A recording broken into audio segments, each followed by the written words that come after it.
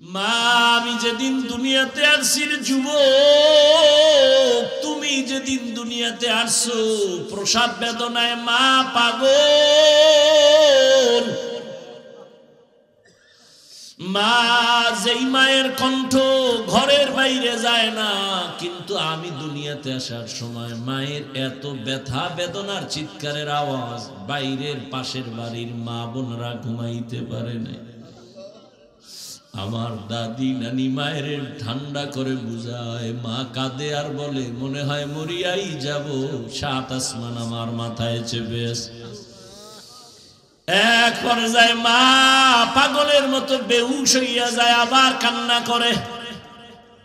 হঠাৎ মা বলে, ও শাশুড়ি, ও মা চলে যাও, 5টা মিনিটের জন্য আমার স্বামীকে একটু আমার কাছে আসতে দাও।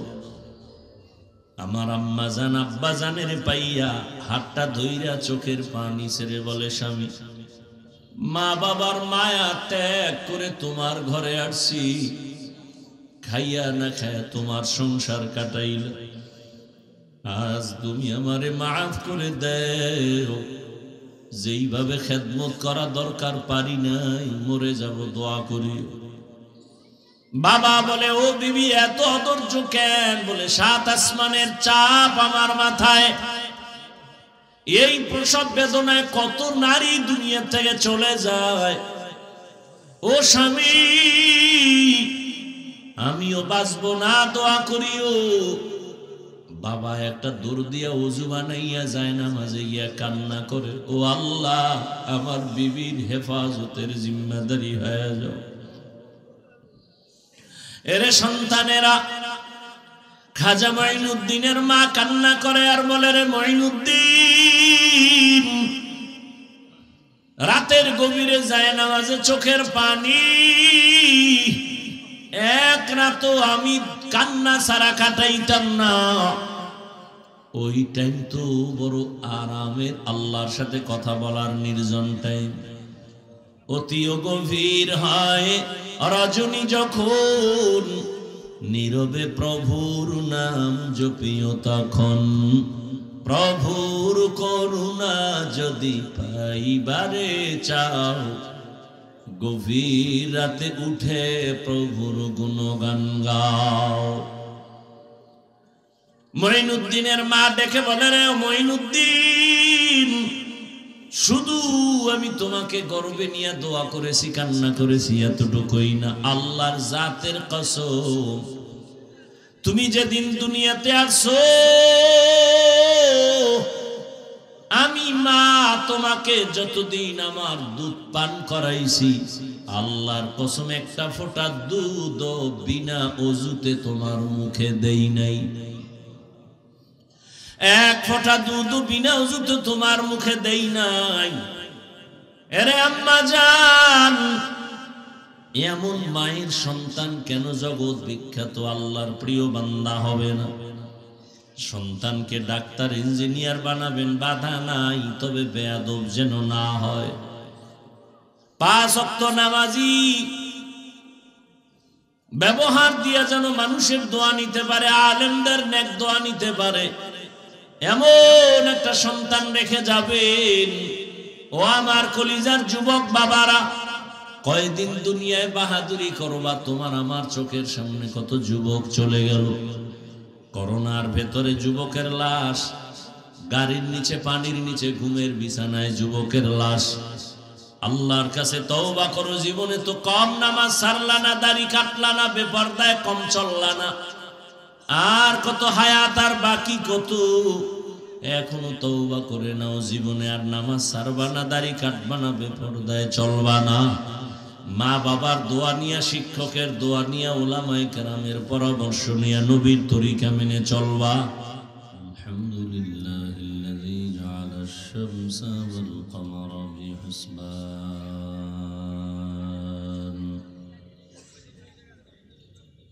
ওয়ান নাজমা ওয়াশ শাজারা ইয়াসজুদান ওয়া ফাদ্দালা জামানান আলা জামান কামা ما فضل مكانا على مكان وإنسانا على إنسان ونشهد أن لا إله إلا الله وحده لا شريك له لا ضد له ولا ند له ولا مثل له ونشهد أن سيدنا وسندنا وحبيب ربنا وطبيبنا وطبيب قلوبنا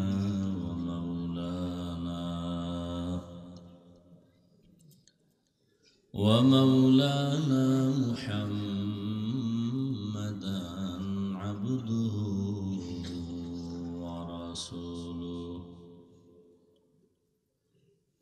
اللهم صل على محمد النبي الأمي وعلى آله وسلم تسليما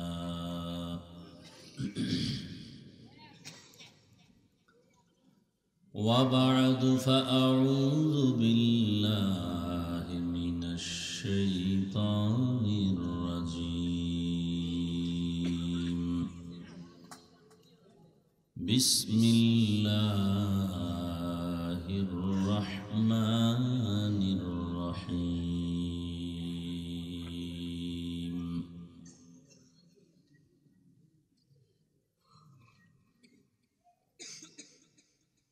وما أرسلناك إلا رحمة للعالمين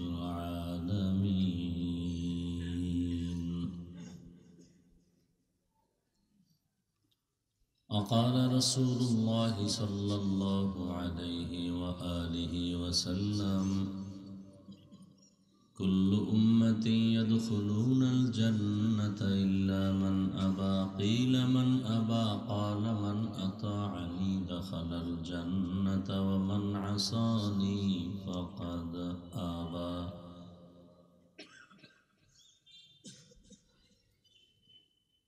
صدق الله مولانا العظيم صدق رسوله النبي الأمي الكريم ونحن على ذلك من الشاهدين والشاكرين والذاكرين والحمد لله رب العالمين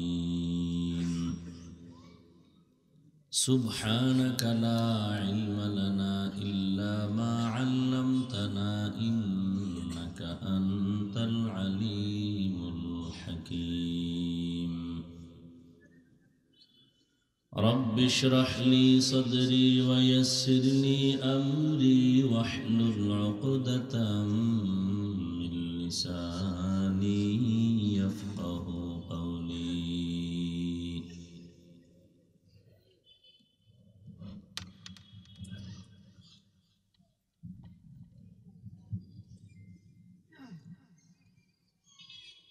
मोमिन जो फिदा नक्श कफे पाए नबी हो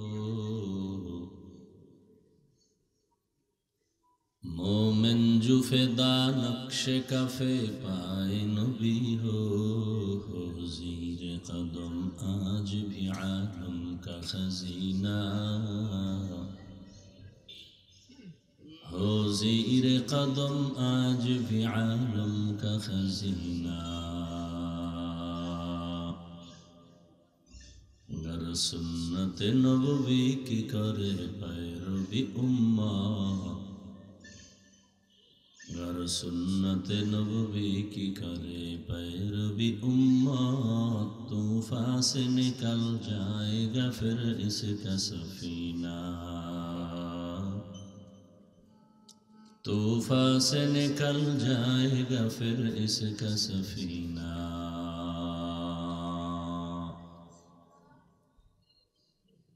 आशिक हो बिरादर शहंशाह दो आलम आशिक हो बिरादर शहंशाह दो आलम मुश्को से ज़ियादा मुबारक जिसका पसीना मुश्को से ज़ियादा मुबारक जिसका पसीना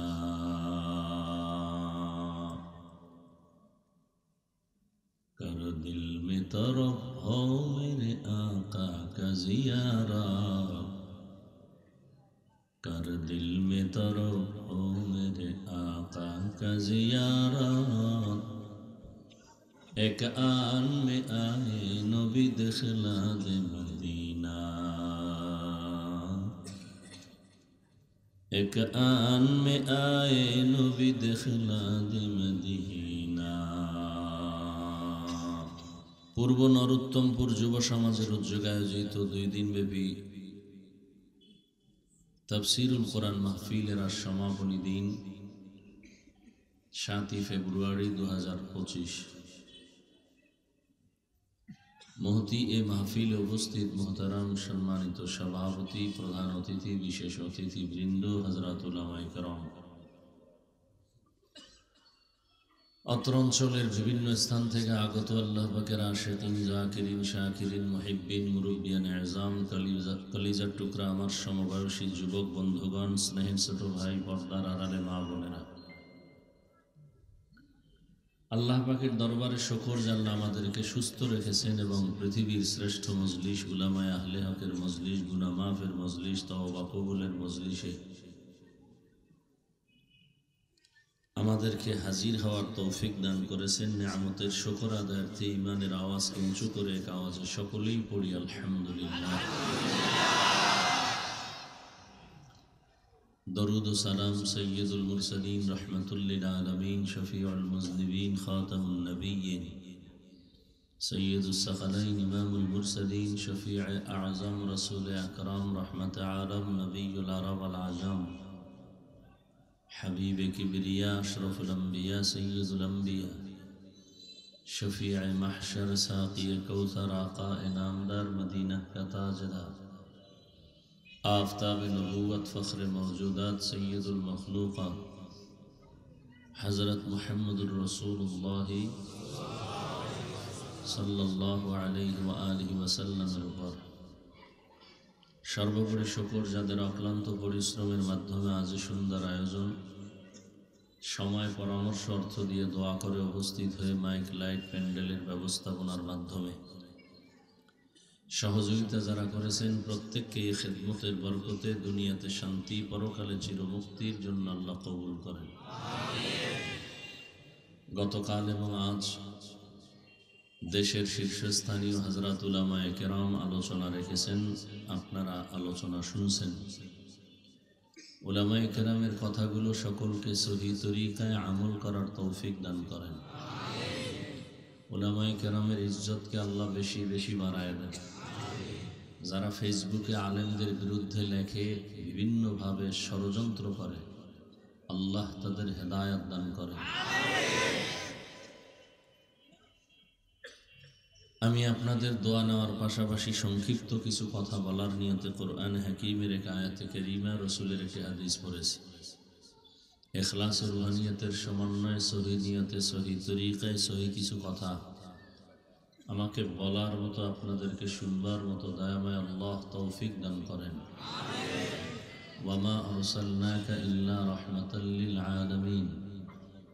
আল্লাহ বলেন হে রাসূল করিম সাল্লাল্লাহু আলাইহি ওয়া আলিহি ওয়াসাল্লাম আমি আপনাকে দুনিয়াতে পাঠাই নাই, পাঠিয়েছি জগৎসমূহের রহমত হিসেবে। নবীজি বলেন কুল্লু উম্মতি ইয়াদখুলুনাল জান্নাতা ইল্লা মান আবা। সমস্ত উম্মত জান্নাতে যাবে যারা আমি মুহাম্মদকে অস্বীকার করে মানে না, এরা যাবে না। কিলা মান আবা। সাহাবায়ে কেরাম প্রশ্ন করলেন ইয়া রাসূলুল্লাহ আপনাকে অস্বীকার করে মানে না তারা কারা? ক্বালা নবী বললেন মান আতাআনি দাখালাল জান্নাহ। যে আমার অনুসরণ করবে সে জান্নাতে যাবে। আমান আসানি ফাকাদ আবা। যে বিরোধিতা করবে সে জাহান্নামে যাবে। আপনাদের ধৈর্য নষ্ট হবে এতটুকু আমি সময় বিরক্ত করব না। বয়ান বক্তার এলেম আর আমল দিয়ে বয়ান হয় না। ধৈর্যের সাথে বসবেন, দোয়াও করবেন। যত বড় এলেমওয়ালা আর আমলওয়ালা হোক না কেন, এই বাহাদুরিতে ওয়াজ হয় না। বয়ান ভিন্ন জিনিস। বয়ানের জন্য দুটো শক্তি দরকার, এক শক্তি জাহেরি আর এক শক্তি বাতিনি। বাতিনি শক্তি আল্লাহর রহমত, জাহেরি শক্তি উপস্থিত সামিঈন শ্রোতা যারা, এদের অন্তরের নিরঙ্কুশ মোহাব্বত। এই দুই শক্তি যথাযথভাবে হলে আল্লাহ তখন বয়ান দেন।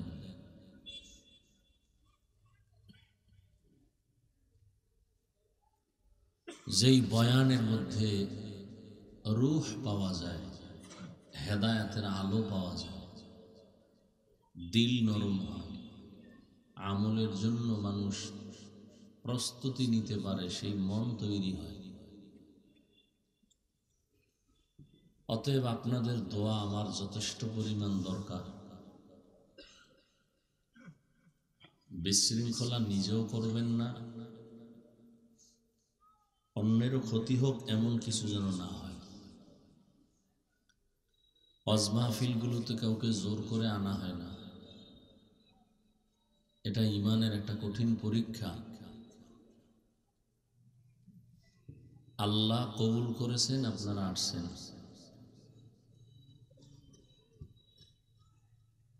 নিয়তকে পরিশুদ্ধ করে বসবেন যে ইনশাআল্লাহ দোয়া করে মা বাবার জন্য, এরপরে আমরা গুনাহমুক্ত হয়ে বিদায় নিব। আল্লাহ সবাইকে কবুল করেন। যদিও দুর্বল বিছানায় বসছেন, কিন্তু আপনাদের মর্যাদা স্বর্ণের বিছানায় বসনেওয়ালাদের থেকেও বেশি। কোটি টাকা দিয়া এরকম মজলিস মিলাইয়া দুনিয়ার কেউ সম্ভব না পারবে।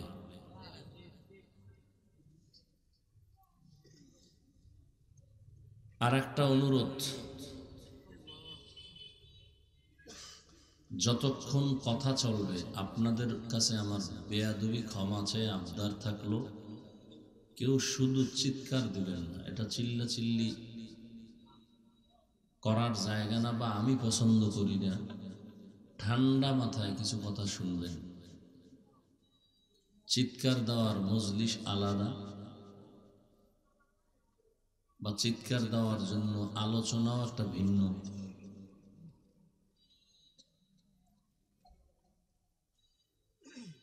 অতএব কেউ চিল্লাচিল্লি করবেন না, অনুরোধ। যদি কোনো প্রয়োজনে কিছু বলতে হয় সেটা স্বাভাবিক আওয়াজে বলবেন। আমি কোরআন হাদিস দিয়ে কথা বলবো, স্টেজে অনেক ওলামায়ে কেরাম আছেন, তারা বলতে পারবে আমার কথা কতটুকু ঠিক এবং কতটুকু বেঠিক। আপনাদের ঠিক বেঠিক বলার কোনো অধিকার নেই। অতএব আবারও বলছি, কেউ চিল্লাচিল্লি করবেন না। আপনাদের ধৈর্য কতটুকু আছে বসার উপরে আমি দেখব। উঠা বসা করলেই বুঝবো ধৈর্য নাই। অতএব আমি দুটো হাত উঁচু করে দোয়া করে দেব, শেষ। এবছরের জন্য বিদায়। শয়তান তো বসে নাই, ওর ডিউটি চলতেছে।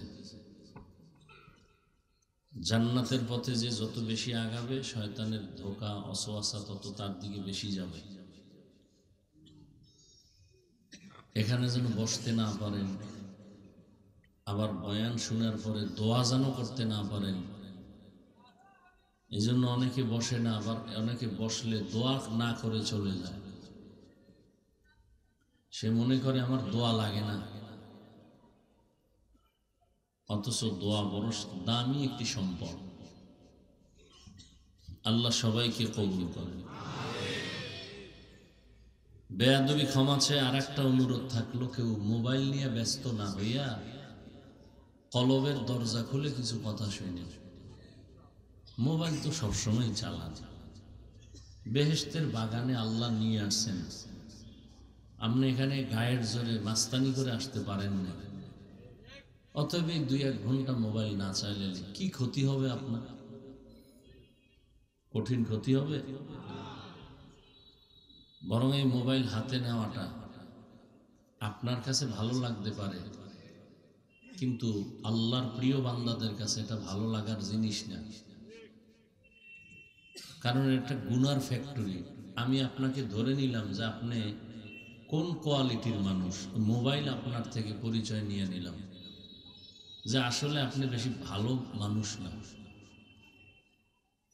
কারণ এত সুন্দর একটা দামি জায়গা, বেহেশতের বাগান, যেখানে বসলেই গুনাহ মাফ, এই জায়গায় মোবাইল নিয়ে গুডুর গুডুর করবেন, তাহলে ধারণা করে নিব আপনি আসলে ভালো মানুষ না, আপনার অভ্যাসটা ভালো না, আপনি মজলিস বুঝেন না, স্থান বুঝেন না। এরপরও আমার কথায় কি হেদায়াত? হ্যাঁ, কোন ব্যক্তির বয়ানে হেদায়েতের কোনো গ্যারান্টি আছে? আরে ভাই, আমি কেন? কপাল যদি পুড়ে যায় তো মক্কা মদিনার ইমামও না, স্বয়ং রসুলেও বয়ান করলে কপাল খুলে না। যেমন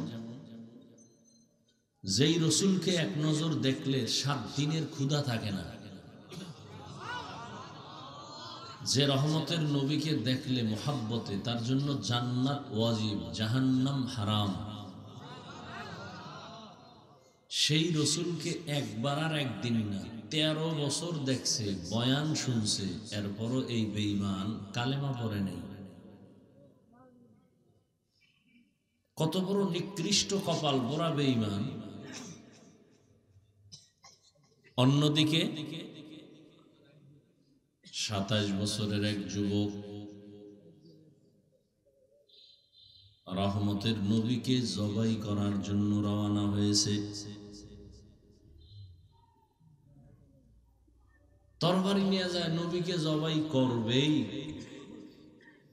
খুব সাহস। কাছে গিয়া রহমতের নবীর চেহারা মুবারক দেখে মাত্র তরবারি ফালায় বলেন, ইয়া রাসূলুল্লাহ, মাফ করে দেন, আমাকে কালেমাওয়ালা বানায় দেন। এর নাম কফাল। এর নাম কি? 13 বছর বয়ান শুনছে, কপালে কালেমা নাই, আর নবীজিরে জবাই করতে এসে কালেমাওয়ালা হয়ে যায়। হায় হায়, কত ভাব নিয়ে যে আপনারা আছেন না। আমাদের থেকে অনেক বড় বুজুর্গ হয়ে আপনারা বসে আছেন প্যান্ডেলে, যদিও নামাজ ঠিক মতো পড়েন না, পর্দা ঠিক মতো করেন না, কিন্তু ভাবটা এমন যে বড় বুজুর্গ।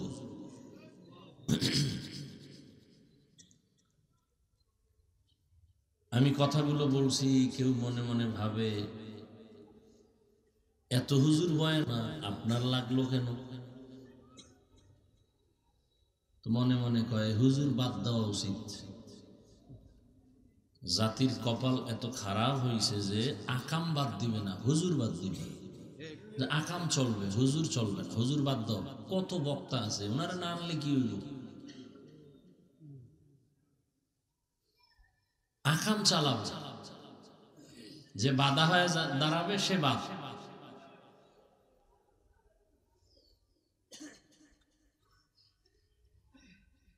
ছুরি একটা হাতে নিয়ে গলা কাটা, এটা অনেক ভালো এই মোবাইল হাতে নিয়ে জীবন নষ্ট করার তুলনায়। তুমি তো মনে করতেছো খুব তোমার সম্মান না?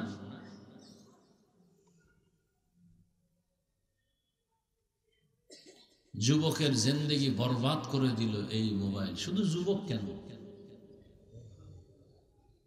সবার জন্য একটা কঠিন জিন্দেগি বরবাদ করার এক ফ্যাক্টরি। কোরআন শরীফ মাথায় লইয়া কসম খাইয়ে বুঝাইলো, কপাল পুরছে, বুঝবে না। আমি যদি আরো 2-4 মিনিট বলতে থাকি না, আস্তে আস্তে জোতাটা গুছাই উঠে যাবে, তার ভাল লাগে না বয়ান। এই তোমাকে ঠিক বলতে নিষেধ করছি না, চিল্লাইতে নিষেধ করছি না, হাসো কেন? হাসির কি বলছি আমি বলো তো?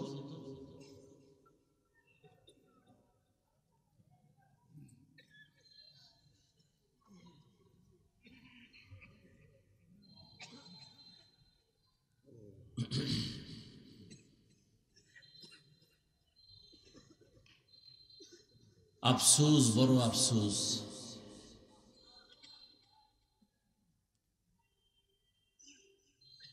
দোয়া করা ছাড়া আর কি পথ আছে? বড়দোয়া জায়েজ থাকলে প্রতিদিন ভোর রাত্রে বাসায় যেয়ে নামাজে বড়দোয়া করতাম মোবাইলওয়ালাদের জন্য।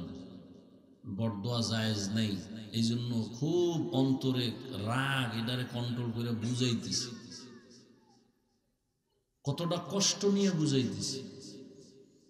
প্রত্যেকটা যুবক চায় অনেকদিন বাঁচবে, কিন্তু হাতের মধ্যে যে অস্ত্র নিয়ে আছে এটা দ্রুত মরার অস্ত্র। চায় বেশি দিন বাঁচতে, কিন্তু হাতে যন্ত্র নিয়ে ঘুরে দ্রুত মরার জন্য। হায়াত নষ্ট হয়ে যাইতেছে, যুবক জীবনও বিশ্বাস করবে না।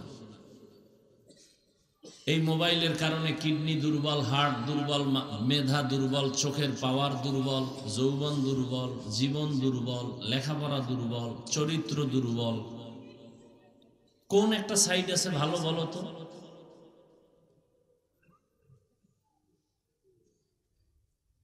কিছুদিন পরেই তুমি বিছানায় পড়ে যাবে, হঠাৎ করে বুকে ব্যথা, মরে গেছে। রোগ কি? কয় রোগ নাই। মরল কেন? কয় হঠাৎ রোগ, স্ট্রোক করেছে।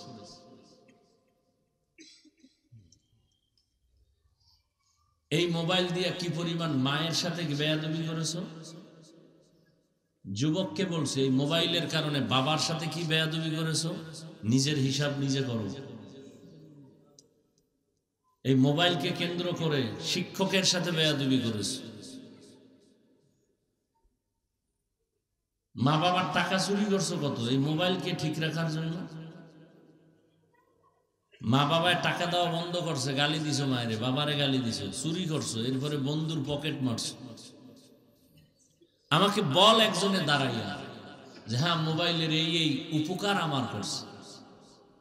হ্যাঁ, উপকারের কিছু রাস্তা আছে, তুই তো সেদিকে যাও না। যদি গুগলে সার্চ দাও সৌরজগৎ কেমনে বানাইল, বা ইউটিউবে সার্চ দাও, কাগজ কলম নিয়ে বসো, 20 বছর শুধু লিখতে থাকবা, কলম যাইবে, কাগজ শেষ হবে, লেখা শেষ হবে না।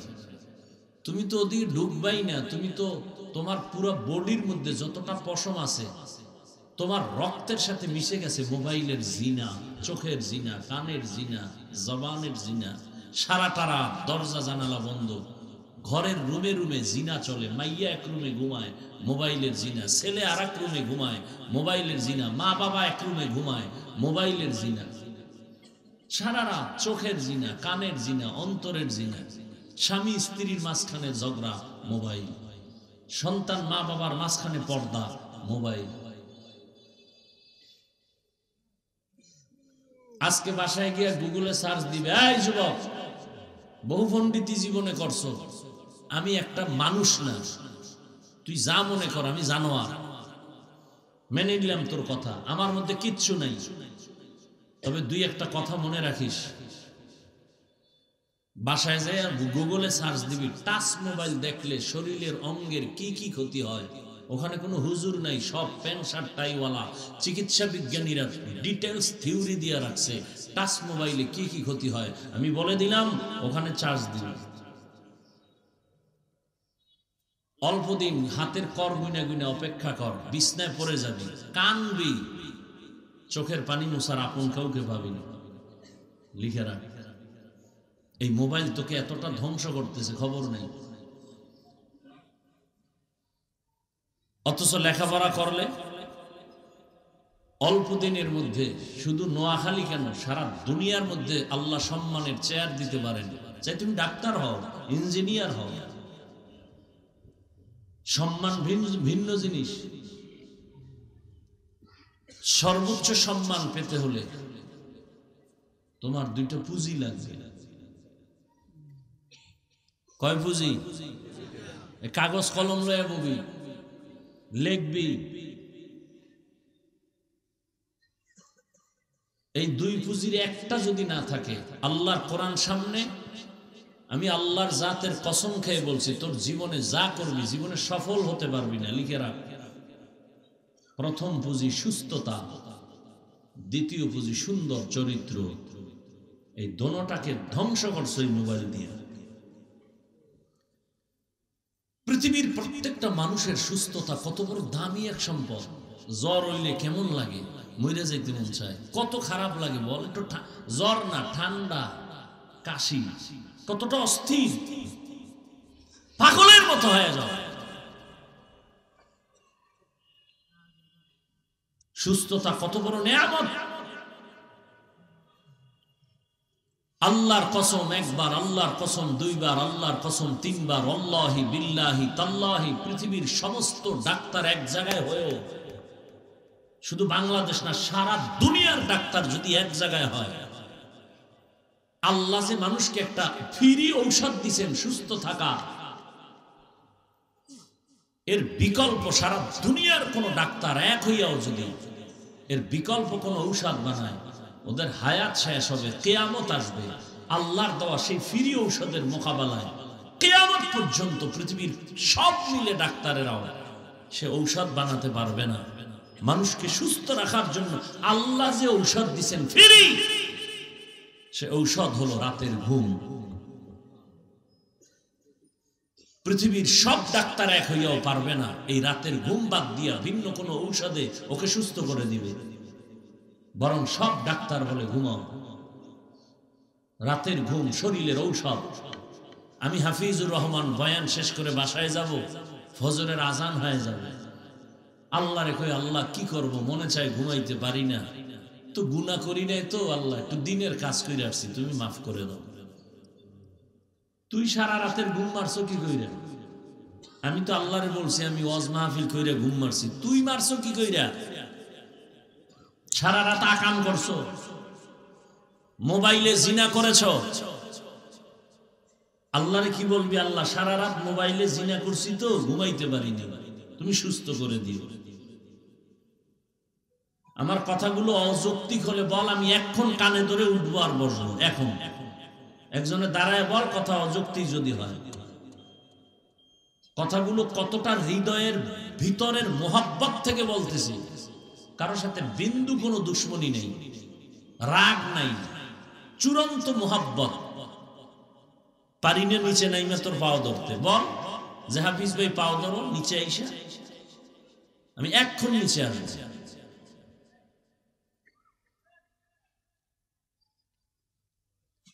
রাস্তার পাগল, ল্যাংড়া পাগল, এডিও নিজের ভালো বুঝে, তুমি তার থেকেও খারাপ। রাস্তার পাগল আগুনে হাত দেয় না, পুড়ে যাবে, ওইটা বুঝে, আর তুমি তো এটাও বুঝো না।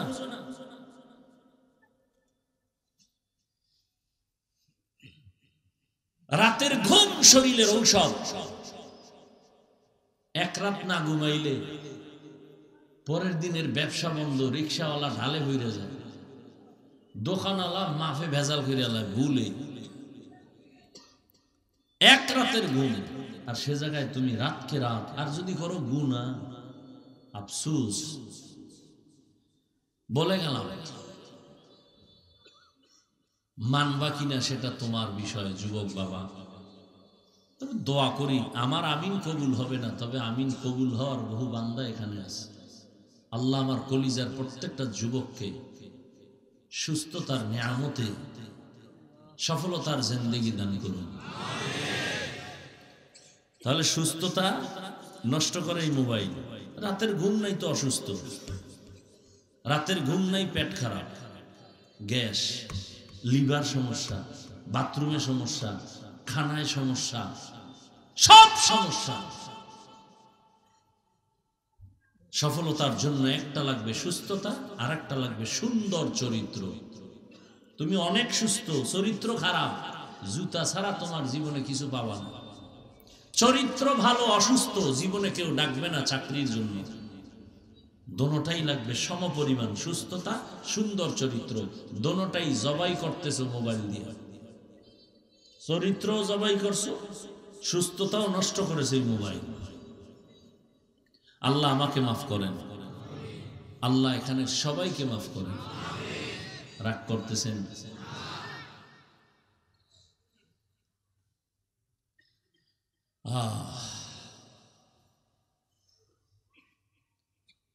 আয়াত হাদিসের তর্জমা বলে ফেলেছি, উঠা বসা করলে আমি মোনাজাত দিয়ে দেব।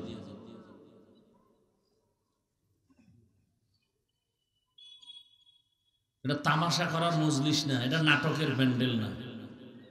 এটা এমন একটা প্যান্ডেল যে বসার সাথে সাথে জীবনের সব গুনাহ মাফ। ওই যে কপালের বয়ান করছি না, কপাল বহু 1 বছর আগের থেকে ডেট জানাই দিচ্ছে। এত পাগলেরা বক্তাকে তাও জানাই দিচ্ছে।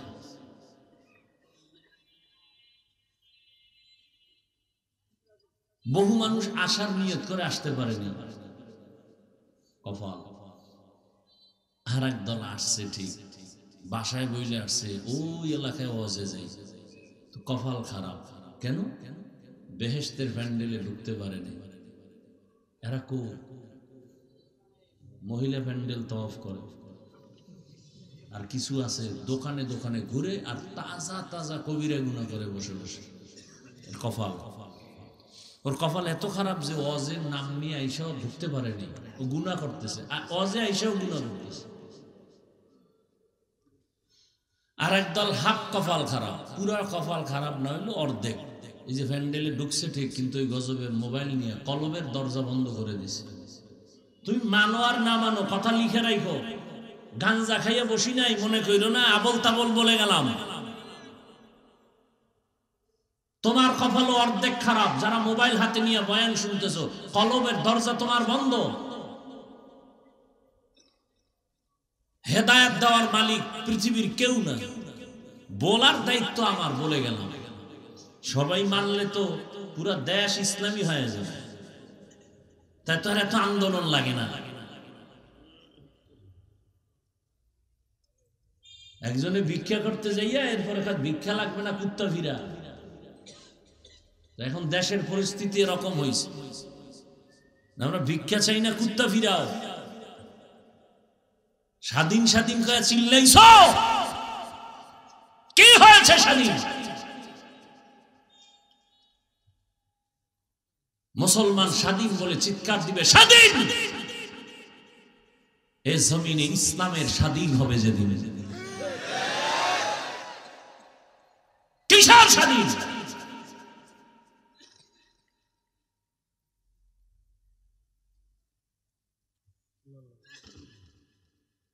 মহিলারা নামতেছে রাস্তায়, তাদের অধিকার অর্ধেক নিবে, অর্থাৎ সম্পদ বাবার ছেলে যা পাবে সমান মেয়েকে দিতে হবে। অর্থাৎ কোরআনের আইনের বিরুদ্ধে নতুন আর এক যুদ্ধ ঘোষণায় নামতেছে মহিলারা। তুমি স্বাধীন বয়ে নাকে তেল লাগাই ঘুমাও, স্বাধীন?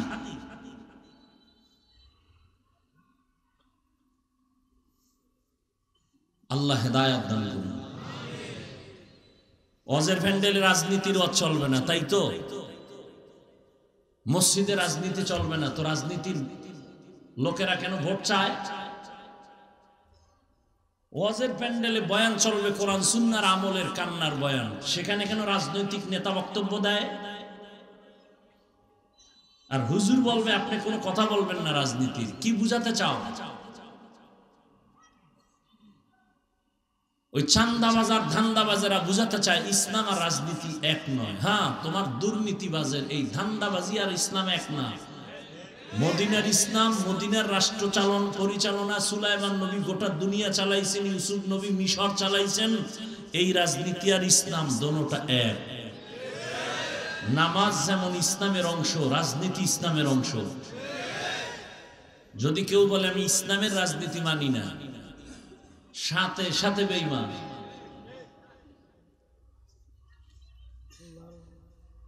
তুমি স্বাধীন বলে ঘুমাও, শিয়ালের হাতে মুরগি আমানত দিয়ে ঘুমাইতেছো, পরে আইয়া নিবা না?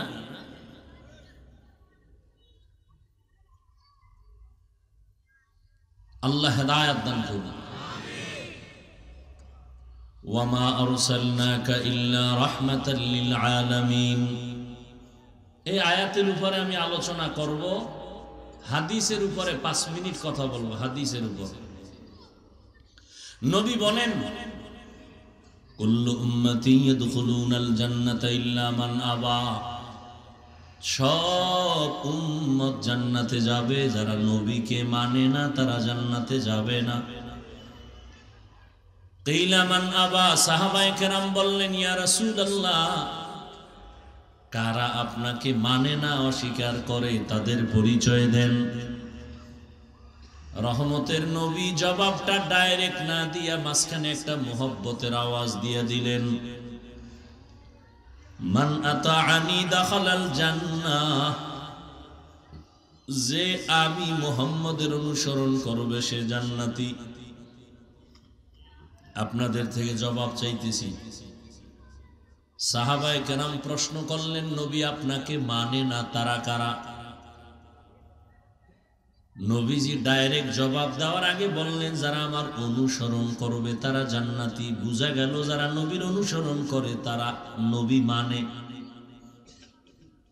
রহমতের নবী বললেন, যারা আমার অনুসরণ করবে তারা জান্নাতি। আপনাদের থেকে বলেন এই কথার বিপরীত কথাটা কি হবে? ঘুমাইতেছেন? যারা নবীর অনুসরণ করবে তারা জান্নাতি, এই কথার বিপরীত দাঁড়ায় যারা নবীর অনুসরণ করে না তারা জান্নাতি না। তবে নবীজি এ কথা বলেন নাই যারা আমার অনুসরণ করে না তারা জান্নাতি না। নবী এ কথা বলেন নাই। খুব খেয়াল করেন কিন্তু।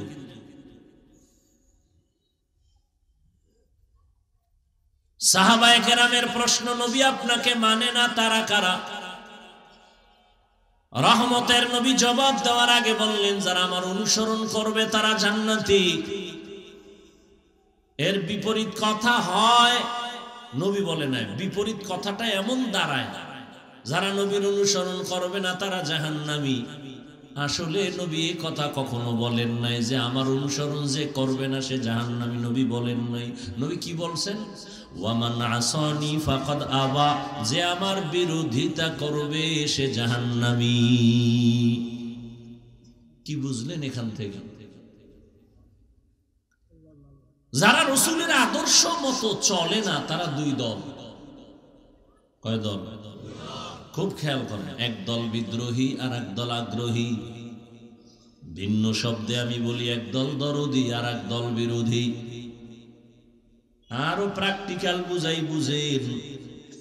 ডান দিক থেকে একটা যুবকের কথার কথা জিজ্ঞাসা করলাম, এই যুবক, নবীজির আদর্শে কেন টুপি পরো না, দাড়ি রাখো না, নামাজ পড়ো না?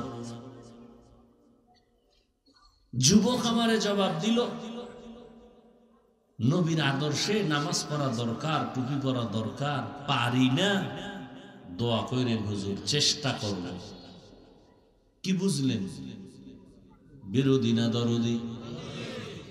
খুব খেয়াল করেন। বাম দিক থেকে একটা যুবকের জিজ্ঞাসা করলাম, এ যুবক,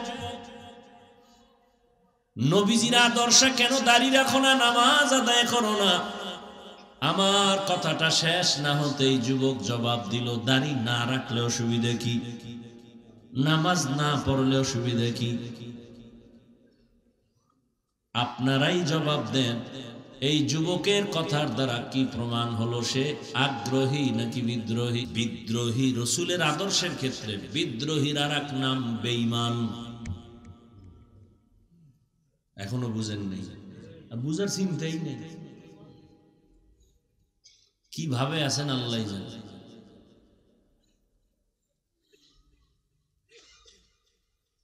দুজনেই কিন্তু নামাজ পড়ে না। একজন আগ্রহী আর একজন বিদ্রোহী। আগ্রহী মুমিন, বিদ্রোহী বেঈমান। যে দাড়ি রাখে না তাকে গালি দেওয়া যাবে না। আগে বুঝতে হবে সে আগ্রহী না বিদ্রোহী। যদি তার কথায় প্রমাণ হয় আমি আগ্রহী তো মুমিন, যদি তার কথায় প্রমাণ হয় সে বিদ্রোহী তো বেঈমান। আরো সুন্দর খোলাভাবে বলি, একজনে নামাজ পড়ে না আর একজন নামাজ পছন্দ করে না। যে নামাজ পড়ে না তাকে গালি দেওয়া যাবে না, যে নামাজ পছন্দ করে না তাকে ছাড় দেওয়া যাবে না, সুযোগ পেলে জুতার বাড়ি। ব্যবধান আছে না নেই? একজনে দাড়ি রাখে না তাকে গালি দেয়া যাবে না, আর একজনে নবীর আদর্শের দাড়ি পছন্দ করে না তাকে ছাড় দেওয়া যাবে না। একজনে কোরআনের আইনে রাজনীতি করে না তাকে গালি দেওয়া যাবে না, আর একজনে আল্লাহর কোরআনের বর্ণিত রাজনীতি পছন্দ করে না তাকে ছাড় দেওয়া যাবে না। কতটা ব্যবধান! একজন মুমিন আর একজন বেঈমান, দোনোজনেরই দাড়ি নেই, দোনোজনই নামাজ পড়ে না, একজন মুমিন আর একজন বেঈমান। কত কঠিন কথা! তো কুজাও সুন্নতে আহমদ কুজা বা মুহাম্মদ কৈবুদ নিসবতুরা মান আহাব্বা সুন্নতি কওলে রাসূল মজদায়ে কানা মাই হাম কুন কবুল। অতএব যে দাড়ি রাখে না তাকে গালি দেওয়া যাবে না। আগে বুঝতে হবে আগ্রহী না বিদ্রোহী। একজনে নামাজ পড়ে না গালি দেয়া যাবে না, বুঝতে হবে আগ্রহী না বিদ্রোহী। আগ্রহী হলে তাকে গালি দেওয়া যাবে না, সে মুমিন। বিদ্রোহী যদি হয় সে বেঈমান। এখান থেকে শিখার কিছু আছে। কি আছে? একটা লোক নামাজ পড়ে না রে গালি, একটা লোক দাড়ি রাখে না তারে গালি। খবরদার, যে দাড়ি রাখে না তাকে গালি দেয়া যাবে না, দাড়ি পছন্দ করে না তাকে ছাড় দেয়া যাবে না।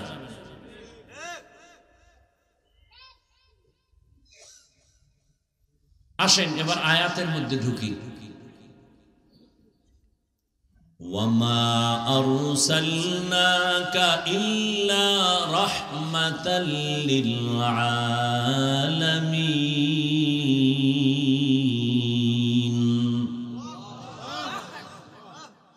তরজমা করেছি।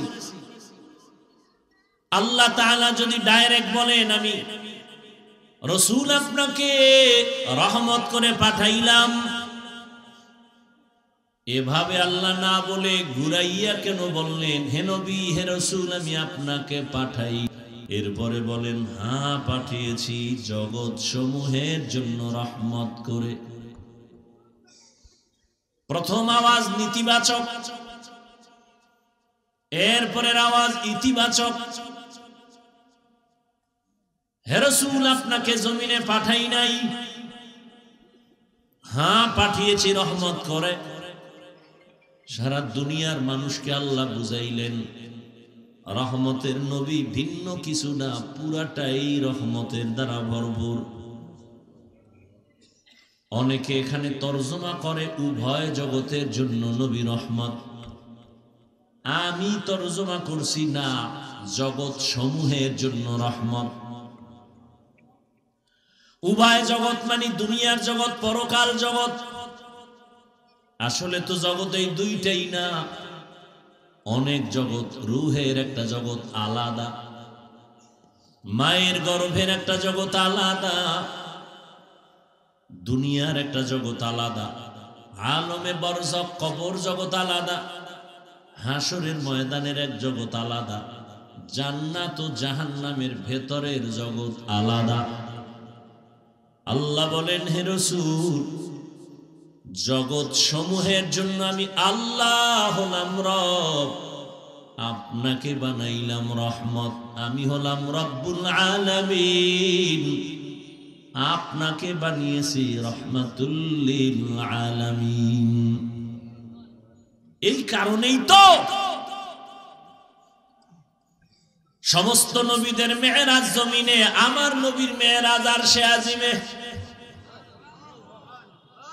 মেরাজের ওয়াজ করছে না কোন হুজুর?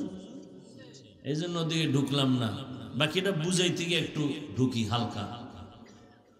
मेराज के हमारा नबी सबअ समावात,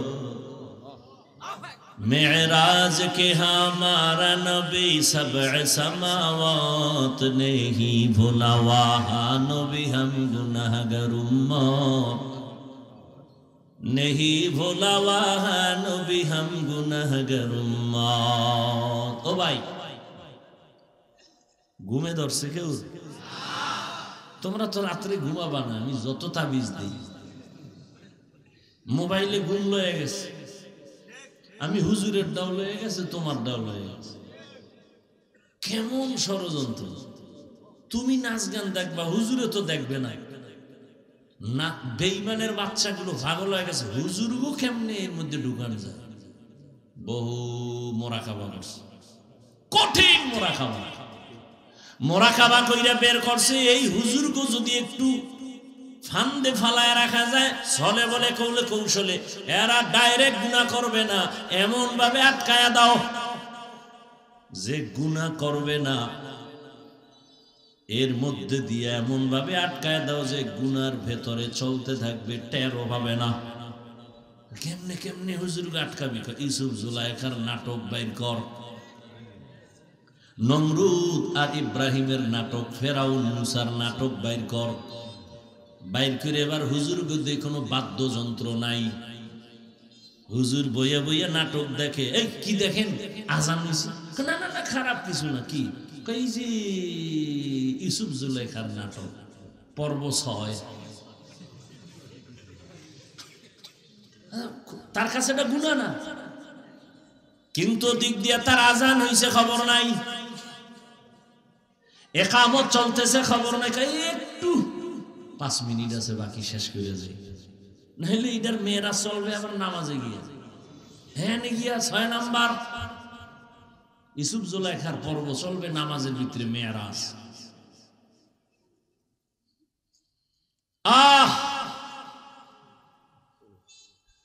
সমস্ত নবীদের মেয়েরাজ জমিনে, রহমতের নবীর মেয়েরাজ হলো আরশে আজিমে। সমস্ত নবী রাসূলদের মেরাজ হলো ইমতিহান, রহমতের নবীর মেরাজ হলো ইনআম। সমস্ত নবী রাসূলদের মেরাজ হলো পরীক্ষা, আর আপনার আমার রহমতের নবীর মেরাজ হলো পুরস্কার।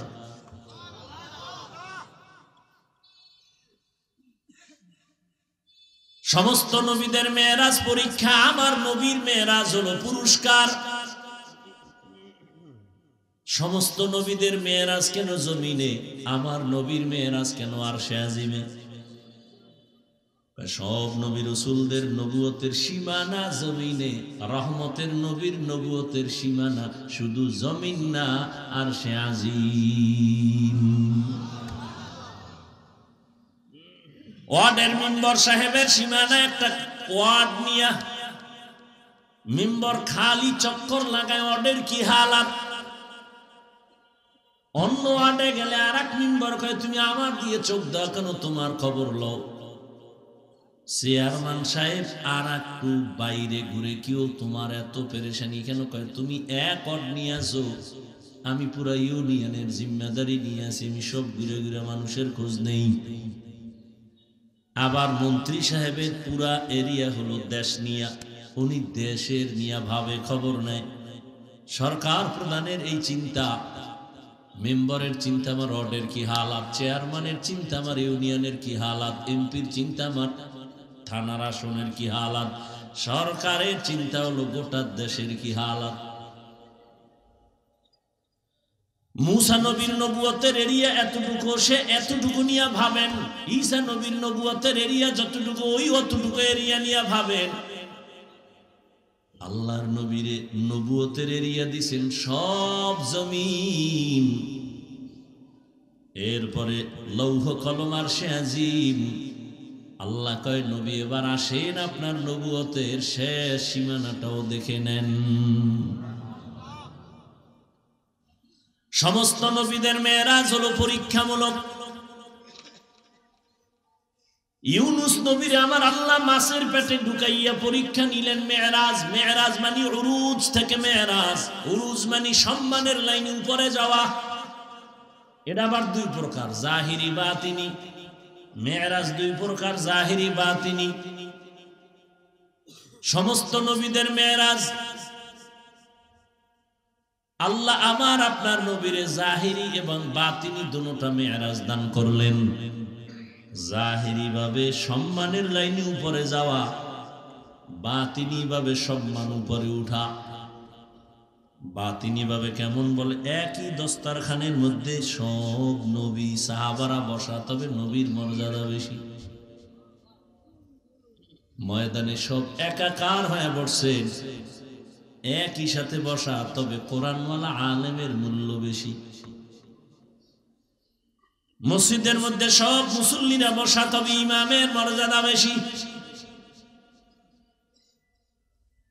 এই উরুজ হলো জাহিরি। বাতিনি আর জাহিরি হলো আল্লাহ তাআলা সম্মানের লাইনে নিয়ে যাইতেছেন রহমতের নবীর আসমান ভেদ করে আরশে আজিমে। ইব্রাহিম আলাইহিস সালামকে আল্লাহ আগুনের মধ্যে ফালাইয়া পরীক্ষা নিলেন মেরাজ। হাদিসে পাকে রহমতের নবী বলেন, আল্লাহ যদি কারো মর্যাদা বাড়াতে চান, কিন্তু মর্যাদা বাড়ানোর জন্য যেই পরিমাণ মেডিসিন লাগবে আমল, বান্দার ওই পরিমাণ আমল নাই, তবে আল্লাহ সিদ্ধান্ত নিছেন তার মর্যাদা বাড়াবে নই।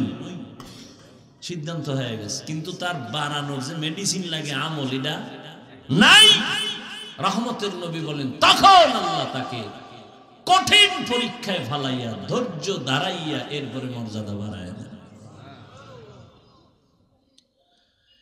ইব্রাহিম নবীকে আগুনের মধ্যে ফালায় কঠিন পরীক্ষা। মালিকের উরুজ হচ্ছে সম্মানের দিকে আগায়, মালিকের সাথে সম্পর্ক কাছাকাছি হইতেছে, মোহাব্বত বাড়তেছে। মালিক তাকে সম্মানের সাথে উপরে নিতেছেন, আল্লাহর কাছে ডাকতেছেন, এরে বান্দা, তুমি যদিও জমিনে সবার সাথে মিলে আছো, তবে তোমার কলবের তাআল্লুক আমার আরশে আজিমের সাথে হয়ে আছে। তুমি খানা খাইতেছো, আমরা সবাই খানা খাই, কিন্তু আল্লাহর প্রিয় বান্দা খানার মধ্যে আমার মালিকের সাথে কথা বলে। খানা খায় খায় খায় খায়, এর মধ্যে আবার আল্লাহ কয়ে ডাক দেয় না? খানা খায় বিসমিল্লাহ ছাড়া বলে না। লাকাল হামদ ওয়া লাকাশ শুকর, মাওলার সাথে কথা চলতেছে। উরুজ। ইসমাইল নবীর সাথে আল্লাহ মেরাজ দিলেন, উরুজ দিলেন, সম্মান বাড়ালেন। ছুরির নিচে ঢুকাইয়া পরীক্ষায় ফালায়, কয় এবার তোমার উরুজ হবে। জাকারিয়া আলাইহিস সালামের গলায় ছুরি লাগাইয়া আল্লাহ উরুজ দেখায় দিলেন, মেরাজ।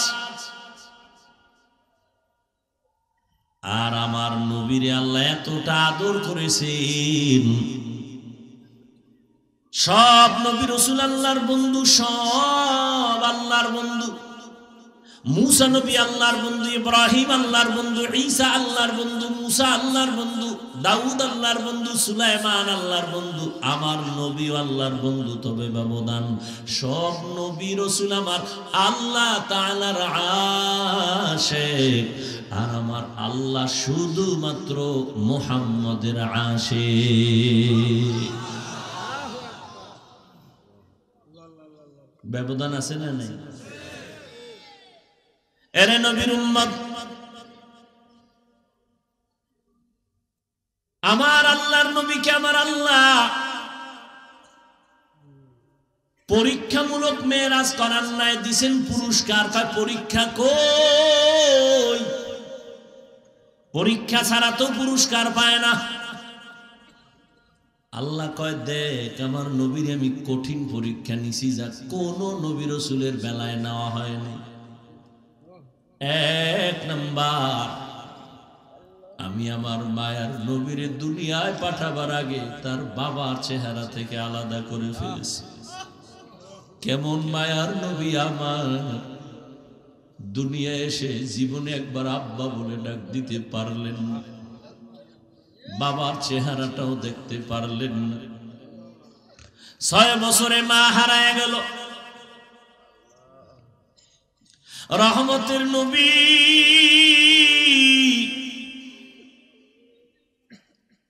6 বছরে অবস্থা মা আমেনার মরণ এসে গেল। বিদায় বেলা মা কান্না করে, আর দাদা আব্দুল মুত্তালিবের কয়, নাতি তোমার হাতে দিয়ে গেলাম, খেয়াল রেখো তোমার নাতির দিকে। কেমন মায়ার নবীর পরীক্ষা। নবীজি কাঁদেন, আমি কাকে মা বলে ডাকবো? সন্তান বিপদে পড়লে দ্রুত টেলিফোন করে, বাবা আমি বিপদে পড়ছি, তাড়াতাড়ি আসো, উদ্ধার করো। মাকে বলে, মা একটু কলিজা দিয়া দোয়া করবা যেন আমার মুসিবত দূর হয়ে যায়। নবীর বাবাও নাই, নবীর মাও নাই। 8 বছর যখন নবীর বয়স, তখন দাদা আব্দুল মুত্তালিব বিদায় নিয়ে চলে গেলেন। দুনিয়া দারুল আসবাব। রহমতের নবীর উপরে 2টা ছায়া ছিল দুনিয়ার লাইনে। এক ছায়া চাচা আবু তালেব, আর এক ছায়া হলো তার সহধর্মিনী আম্মা জান খাদিজাতুল কুবরা রাদিয়াল্লাহু আনহা। কেমন কঠিন! একই বছরের অল্প টাইমের ব্যবধানে চাচাও চলে গেলেন। নবীর কলিজার স্ত্রী আম্মা জান খাদিজা রাদিয়াল্লাহু আনহাও চলে গেলেন। ওদিকে এমন একটা জায়গায় নবীরে পাঠাইলেন, এমন একটা সমাজে, যেই সমাজের মানুষগুলো পৃথিবীর নিকৃষ্ট লম্পট চরিত্রহীন। আরে মসজিদের পাশের মানুষগুলো অন্য মানুষের তুলনায় একটু লাইনে থাকে। মসজিদ তো, খবরদার জোরে সাউন্ড দিয়ে গান বাজাইস না, এটা নিয়ম আছে না? মসজিদের দূরের মানুষের তুলনায় পার্শ্বের মানুষ একটু ভালো থাকে। জমিনের মধ্যে আল্লাহ শ্রেষ্ঠ মসজিদ বানাইলেন বাইতুল্লাহ। ইন্না আউওয়ালা বাইতিন উযিআ লিন-নাসি লাল্লাযী বিবাক্কাতা মুবারাকান ওয়া হুদা, মুবারাকান ওয়া হুদাল লিল আলামিন।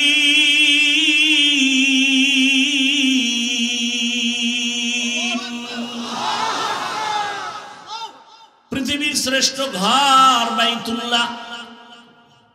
কেমন ঘর? এই সব ঘর মসজিদ কার ঘর?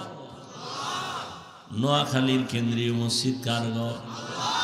বাইতুল মুকাররম মসজিদ কার ঘর? সব মসজিদ আমার আল্লাহর ঘর, তবে বাইতুল্লাহর মর্যাদা অনেক বেশি। যেই বাইতুল্লাহর দিকে তাকাইয়া থাকবি সওয়াব। যেই বাইতুল্লাহর সীমানায় বসে একবার যদি ডাক দাও আল্লাহ, সাথে সাথে 1,00,000 বার আল্লাহ বলার সওয়াব। বাইতুল্লাহর সীমানায় বসে যদি একবার বলো সুবহান, 1,00,000 বার সুবহান বলার সওয়াব। বাইতুল্লাহর এরিয়ায় যদি একটা সিজদা দাও, 1,00,000 সিজদার সওয়াব আল্লাহ দান করবেন। এমন একটা দামি ঘরের পার্শ্বের মানুষগুলো এত বড় চরিত্রহীন হলো কেন? দুনিয়ার অন্য কোথাও এত খারাপ মানুষ নাই। বাইতুল্লাহর এরিয়ার মানুষ, পাশের মানুষগুলো এই পরিমাণ লম্পট চরিত্রহীন কেন? এর একমাত্র কারণ অনেকগুলো কারণের বড় একটা কারণ, এদের কোনো মুরব্বী ছিল না। ঈসা নবী চলে গেছেন 500 বছরের প্লাস, এর মধ্যে কোনো নবী নেই। মানুষগুলো মুরব্বী না থাকলে বেপরোয়া চলে। গরুর গলায় রশি আর মালিক না থাকলে গরুর আর কোনো টেনশন নাই, স্বাধীন। জমিনের মধ্যে স্বাধীন স্বাধীন করে যারা চলে এদের জিন্দেগি ভালো না। আকাশে স্বাধীনভাবে পাখি উড়ে, কোনো দাম নাই। খাঁচার মধ্যে যেটা আটকায় গেছে ওটার মূল্য বেড়ে গেছে। সমুদ্রের ভেতরে 1000 কোটি ধরনের মাছ স্বাধীনভাবে দৌড়ায়, যেখান থেকে সেখানে দৌড়ায়, দাম নাই। জালের মধ্যে আটকায় গেছে, বাজারে উঠছে, দাম বেড়ে গেছে। রাস্তায় কুকুর ঘুরে, কোনো কুকুরের দাম নাই। মালিকের শিকল যেই কুকুরের গলায় লাগানো, কুকুরের দাম বেড়ে গেছে। জঙ্গলের হাজারো প্রাণীর কোনো মূল্য নাই, স্বাধীন। কিন্তু যেই প্রাণীটা মালিকের খাঁচায় আটকায় গেছে, চিড়িয়াখানার মধ্যে গেলে, তার ওখানে গেলে টাকা লাগে, দাম বেড়ে গেছে। ঠিক ও বৃহত্তর নোয়াখালীর মুসলমানেরা, স্বাধীনভাবে তুমি চলবা, কোনো মূল্য নাই। কালেমার রশি গলায় লাগায় রসুলের তরিকায় আলেমরে মাইনা চলবা, তোমার দাম এতটাই বাড়বে, নূরের সৃষ্টি ফেরেশতার থেকেও বেশি। ভাইরা আমার, বাইতুল্লাহর মানুষ খারাপ কেন? কি নাই? কোনো মুরব্বী নাই, কোনো আল্লাহর নবীও আসেন নাই। যখনই মুরব্বী হইয়া রহমতের নবী আসলেন,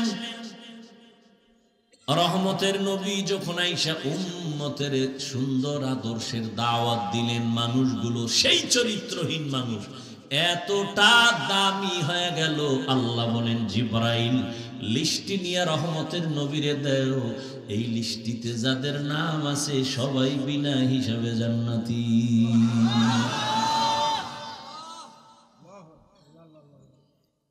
বিদায় বেলা রহমতের নবী চ্যালেঞ্জ দিয়ে গেছেন, ও উম্মতেরা, দুটো জিনিস রেখে যাই, ধরে যদি রাখতে পারো, তোমাদের সম্মানও যাবে না, ঈমানও যাবে না। জিন্দেগি মে বন্দগি তু করনা হে, जिंदगी में बंदगी तू करना है, जिंदगी बे बंदगी शर्मिंदा है, जिंदगी बे बंदगी शर्मिंदा है। यहाँ हम सब मुसाफिर, दिल ना लगा, अहले दिल की नजर से रूह करता जा, शाह दौलत सब फकीर गर नेक ने है, शाह दौलत सब फकीर गर नेक ने है, जिंदगी में बंदगी तू करना है, जिंदगी में बंदगी तू करना है, जिंदगी बे बंदगी शर्मिंदा है, जिंदगी बे बंदगी शर्मिंदा है।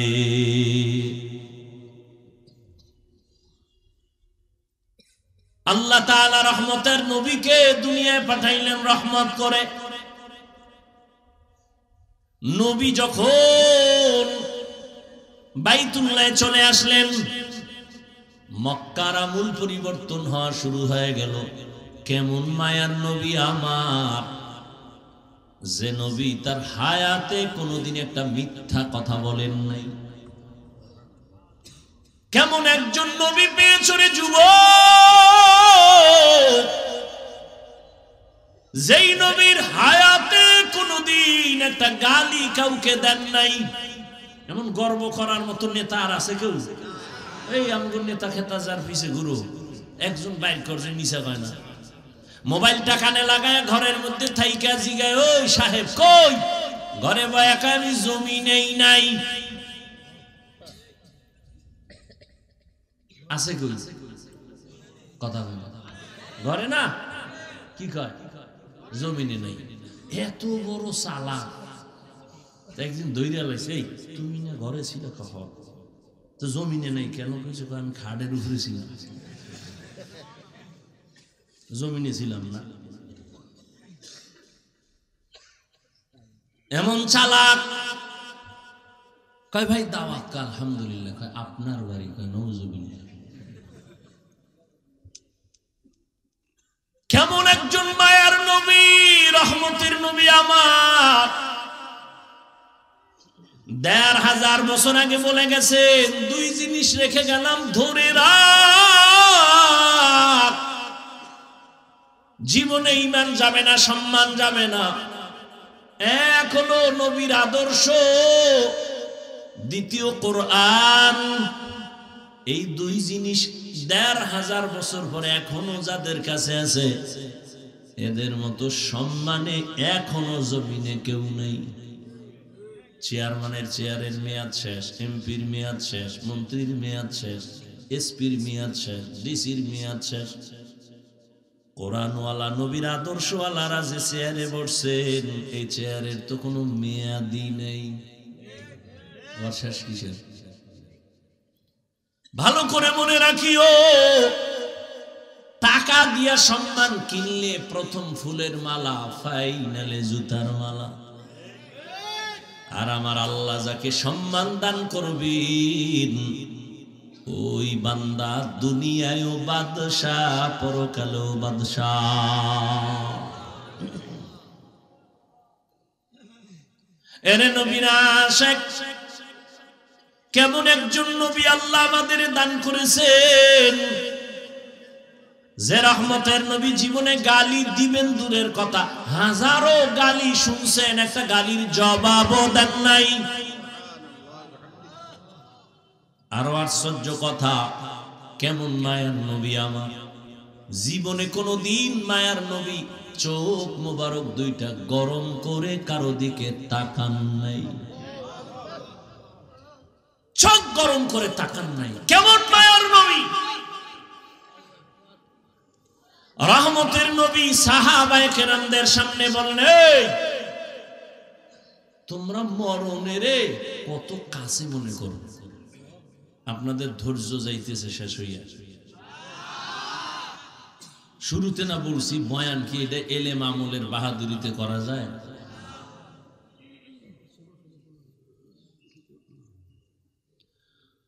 হায় হায় হায়। নবী জিজ্ঞাসা করেন মরণকে কত কাছে মনে করেন? একজন সাহাবী বলেন, ইয়া রাসূলুল্লাহ, আমি ফজরের নামাজ পড়িয়া ভয় পাই জোহরের নামাজ আদায় করতে পারবো কিনা, এর মাঝে আজরাইল চলে আসবে। আর একজন সাহাবী বললেন, ইয়া রাসূলুল্লাহ, আমি জোহরের নামাজ আদায় করিয়া ভয়ে থাকি, আসরের নামাজ আদায় করতে পারবো কিনা, এর মাঝে না জানি আজরাইল এসে আমার রূহটা নিয়ে যায়। আর একজন সাহাবী বলেন, ইয়া রাসূলুল্লাহ, আমি আসরের নামাজ আদায় করিয়া অপেক্ষা আর ভয় মাগরিবের নামাজ আদায় করতে পারি কিনা, এর মাঝে আজরাইল চলে আসবে, এই ভয়ে থাকে। রহমতের নবী বললেন, আপনারা তো মরণকে অনেক দূরে মনে করেছেন, মরণ তো এত দূরে না, আরো কাছে। ইয়া রাসূলুল্লাহ কেমন? কয়, আমি মনে করি নামাজ শেষ, ডান দিকে যখন আমি সালামটা ফিরাই, আমি ভয় অস্থির থাকি, বাম দিকে সালাম ফিরানোর আগে আজরাইল এসে হাজির হয়ে যাবে। মরণ থেকে যতই পালাও, মরণ তোমায় নিবে ঘিরি। যদিও সুদূর আকাশ পানে লুকাও, সেথায় লাগিয়ে সিঁড়ি।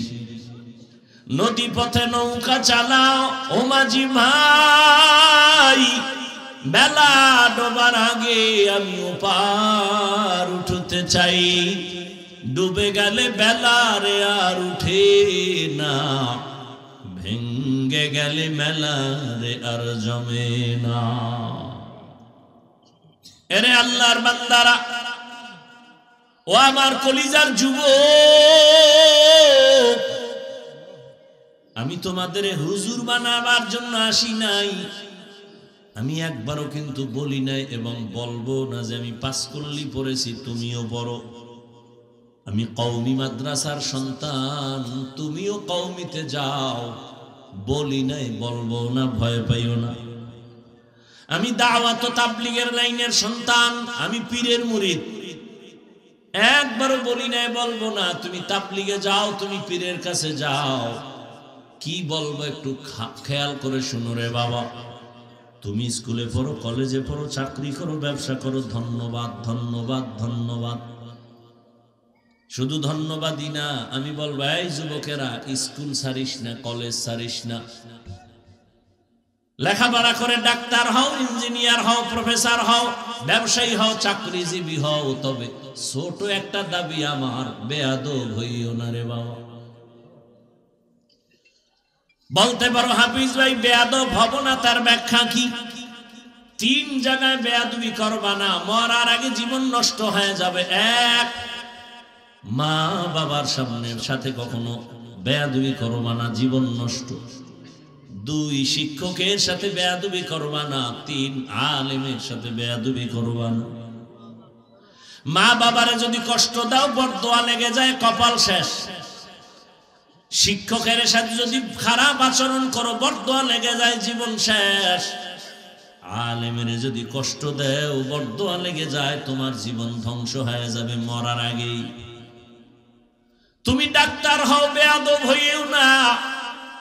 মা বাবার দোয়া নিয়া, শিক্ষকের দোয়া নিয়া, উলামায়ে কেরামের পরামর্শ নিয়া তুমি জেনারেল লাইনে থাকিয়া লেখাপড়া করো, চাকরি করো, বাধা নাই। ও যুবক, তোমার মতো যুবক স্কুল কলেজে পড়ে, 5 বেলার নামাজ পড়ে, তুমি সাক্ষী দাও আসেনি? তুমি কেন পারো না? বিবেক দিয়া বলো, তোমার বিবেক কোথায়? তোমার কপালে কার বরদোয়া লাগছে, কার অভিশাপ লাগছে, বলো, তুমি কেন পারবা না? তোমার মতো জেনারেল লাইনের মানুষটা র‍্যাব, আর্মি, পুলিশ, বিডিআর এর চাকরি করে, ডাক্তার, প্রফেসর, ইঞ্জিনিয়ার, ব্যবসায়ী, চাকরিজীবী, 5 বেলার নামাজ পড়ে, তুমি কেন পারো না? তোমার মতো যুবক জেনারেল লাইনে থাকিয়াও গাড়ি চালায়, নামাজ ছাড়ে না, নদীর মধ্যে মাছ ধরে, নামাজ ছাড়ে না, কৃষি কাজ করে, নামাজ বাদ দেয় না, বলো তুমি কেন পারো না? কার বরদোয়া জানি লাগছে, তাড়াতাড়ি ক্ষমা নিয়ে নাও। মা বাবার চোখের পানি আর দোয়া ছাড়া জীবনে তোমার সফলতা আসবে না রে বাবা। কারণ এই মা বাবার চোখের পানি তোমার আমার জীবনের সফলতার কারণ। মদিনাতুল মুনাওয়ারা থেকে একজন আল্লাহর প্রিয় বান্দা আসছে ভারতের জমিনে কালেমার দাওয়াত নিয়ে। এই পর্দার আড়ালের আম্মা জানেরা একটু খেয়াল করে শুনবেন। মদিনাতুল মুনাওয়ারা থেকে রাসূলের আশিক চলে আসছে ভারতে কালেমার দাওয়াত দেওয়ার জন্য। ভারতে ঘুরিয়া ঘুরিয়া দাওয়াত দেন, দিতে দিতে এই পরিমাণ বিধর্মী কালেমাওয়ালা হয়ে গেছেন। কেউ বলেন 90, আরো বেশি লক্ষ বিধর্মী তার হাতে কালেমাওয়ালা হয়ে গেছে।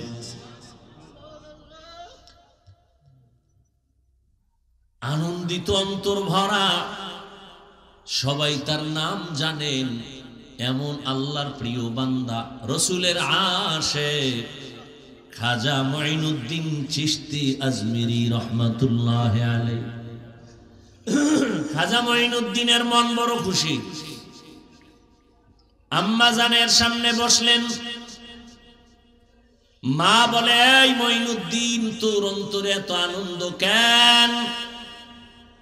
মঈনুদ্দিন চিশতি আজমিরি বলেন, আম্মা জান, আপনার দোয়া আজ আমি ভারতবর্ষে কালেমার খেদমত করেছি, লক্ষ লক্ষ বিধর্মী মুসলমান হয়েছে।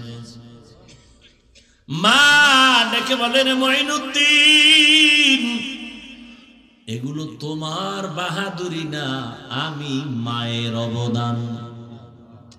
কার অবদান? এর যুবক,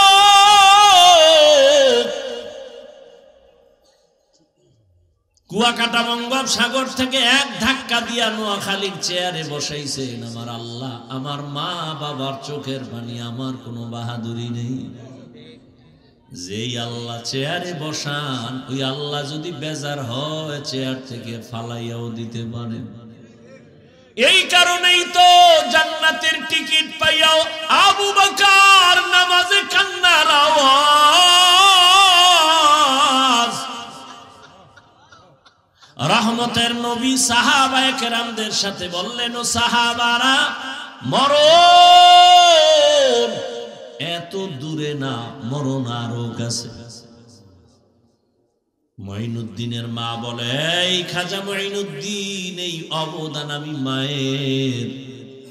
মঈনুদ্দিন চিশতি বলেন, মা বলো তোমার কি অবদান? ও পর্দার আড়ালের আম্মা জানেরা, নিজের সম্মান যদি নিজে ধরে রাখতে না পারেন, কেউ দুনিয়ায় দিতে পারবে না। আপনাদের তো আল্লাহ সম্মানিত করেছেন, আপনারা নবীদের মা, সাহাবায়ে কেরামদের মা, আপনারা তো আয়েশা রাদিয়াল্লাহু আনহার মতোই নারী। এ দুনিয়ায় যত ভালো ভালো সন্তান আসছে, মা আপনাদের অবদানের কারণে। মঈনুদ্দিনের মা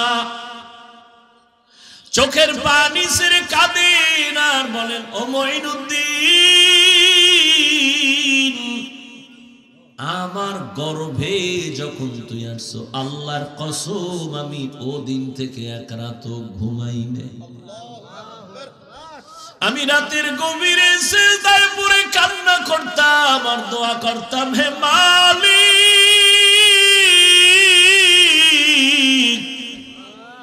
আমার গর্ভের সন্তানটাকে তুমি তোমার খাস ওলি বানাইয়া পাঠাইয়া দাও রে আল্লাহ। মায়ের দোয়া কত দামি রে যুবক। মা দোয়া করলে আর সে আজিমের দরজা দিয়া চলে যায়। ওই মা কত চোখের পানির কারণে আজকে আমি চেয়ারে বসছি রে বাবা। আমার পিছনে মায়ের কত কান্না, কত ত্যাগ আর কত কষ্ট। এরে সন্তানেরা, যদি বুঝদি চামড়া খুলিয়া জুতা বানায় দিতি, মায়ের সাথে বেয়াদবি করতি না রে বাবা। মা, আমি যেদিন দুনিয়াতে আসছি রে যুবক, তুমি যেদিন দুনিয়াতে আসছো, প্রসব বেদনায় মা পাগল। মা, যেই মায়ের কণ্ঠ ঘরের বাইরে যায় না, কিন্তু আমি দুনিয়াতে আসার সময় মায়ের এত ব্যথা বেদনার চিৎকারের আওয়াজ বাইরের পাশের বাড়ির মা বোনরা ঘুমাইতে পারে না। আমার দাদি নানি মায়ের ঠান্ডা করে বুঝায়, মা কাঁদে আর বলে, মনে হয় মরিয়াই যাব, সাত আসমান আমার মাথায় চেপে আসে। এক পর্যায়ে মা পাগলের মতো বেহুশ হইয়া যায়, আবার কান্না করে। হঠাৎ মা বলে, ও শাশুড়ি, ও মা, চলে যাও, 5টা মিনিটের জন্য আমার স্বামীকে একটু আমার কাছে আসতে দাও। আমার আম্মা জান আব্বা জানের পাইয়া হাতটা ধইরা চোখের পানি ছেড়ে বলে, স্বামী, মা বাবার মায়া ত্যাগ করে তোমার ঘরে আসছি, খাইয়া না খায়া তোমার সংসার কাটাইল, আজ তুমি আমারে মাফ করে দেও। যেইভাবে খেদমত করা দরকার পারি নাই, মরে যাব, দোয়া করি। বাবা বলে, ও বিবি এত অধৈর্য কেন? বলে, 7 আসমানের চাপ আমার মাথায়। এই প্রসব বেদনায় কত নারী দুনিয়া থেকে চলে যায়। ও স্বামী, আমিও বাঁচবো না, দোয়া করিও। বাবা একটা দূর দিয়া ওযু বানাইয়া যায় নামাজে গিয়া কান্না করে, ও আল্লাহ, আমার বিবির হেফাজতের জিম্মাদারি হয়ে যাও। এরে সন্তানেরা, খাজা মঈনুদ্দিনের মা কান্না করে আর বলে, রে মঈনুদ্দিন, রাতের গভীরে যায় নামাজে চোখের পানি, এক রাতও আমি কান্না ছাড়া কাটাইতাম না। ওই টাইম তো বড় আরামের, আল্লাহর সাথে কথা বলার নির্জন টাইম। অতিও গভীর হয় রজনী যখন, নীরবে প্রভুর নাম জপিও তখন। প্রভুর করুণা যদি পাইবারে চাও, গভীর রাতে উঠে প্রভুর গুণগান গাও। মঈনুদ্দিনের মা ডেকে বলে, রে মঈনুদ্দিন, শুধু আমি তোমাকে গর্বে নিয়ে দোয়া করেছি, কান্না করেছি, এতটুকুই না। আল্লাহর জাতের কসম, তুমি যেদিন দুনিয়াতে আসো, আমি মা তোমাকে যতদিন আমার দুধ পান করাইছি, আল্লাহর কসম একটা ফোঁটা দুধ বিনা ওযুতে তোমার মুখে দেই নাই। এক ফোঁটা দুধ বিনা ওযুতে তোমার মুখে দেই নাই। এরে আম্মা জান, এমন মায়ের সন্তান কেন জগৎ বিখ্যাত আল্লাহর প্রিয় বান্দা হবে না? সন্তানকে ডাক্তার ইঞ্জিনিয়ার বানাবেন, বাধা নাই, তবে বেয়াদব যেন না হয়। 5 ওয়াক্ত নামাজি ব্যবহার দিয়া যেন মানুষের দোয়া নিতে পারে, আলেমদের নেক দোয়া নিতে পারে, এমন একটা সন্তান রেখে যাবেন। ও আমার কলিজার যুবক বাবারা, কয়দিন দুনিয়ায় বাহাদুরি করবা? তোমার আমার চোখের সামনে কত যুবক চলে গেল। করোনার ভেতরে যুবকের লাশ, গাড়ির নিচে, পানির নিচে, ঘুমের বিছানায় যুবকের লাশ। আল্লাহর কাছে তওবা করো। জীবনে তো কম নামাজ ছাড়লা না, দাড়ি কাটলা না, বেপরদায় কম চললা না, আর কত হায়াত আর বাকি কত। এখনো তওবা করে নাও, জীবনে আর নামাজ ছাড়বা না, দাড়ি কাটবা না, বেপরদায় চলবা না। মা বাবার দোয়া নিয়া, শিক্ষকের দোয়া নিয়া, উলামায়ে কেরামের পরামর্শ নিয়া নবীর তরিকা মেনে চলবা। আল্লাহ সবার যদি মন্তর দিয়া তওবা করতে পারো, আল্লাহ রহমতের নজর দিয়া সবার গুনাহগুলো মাফ করে দিবেন। হেদায়েতের মালিক আল্লাহ। জানি না কার কপাল ওমরের মতো কবুল হয়ে যাবে, আর কপালটা আবু জাহালের মতো খারাপ হয়ে যাবে।